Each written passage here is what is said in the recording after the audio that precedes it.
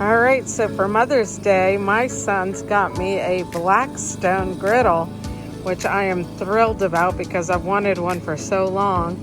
So right now what we're doing is we are heating it up, and you probably can't see it, but you have to turn the burner on, or the tank on, and then you've got to let it burn for 15 minutes. But prior to that, you need to wash it with a little bit of soap and water. Make sure that you clear all that off.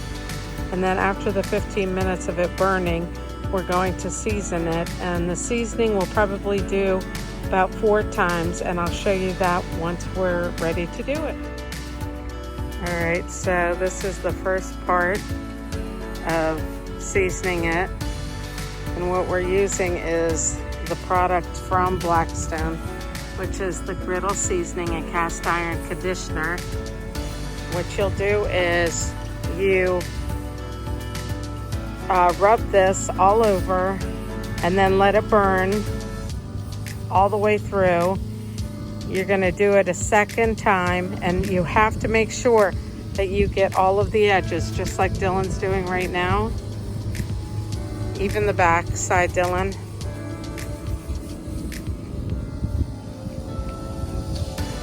And then we'll do it. Sorry for the noise in the background. My neighbor is mowing his grass. So anyway, you're gonna let it run and burn off. And then we'll do it a second time. It's recommended to do it 2 times, but everybody online has been doing it 4 times. So I think that's what we're gonna do. All right, so we've got the Blackstone all seasoned, and we've got some chicken.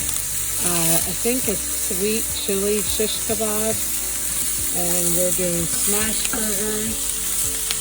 Here's our first batch. So these are looking good, and then right here is the grease, where the grease goes. These are going to be mighty delicious.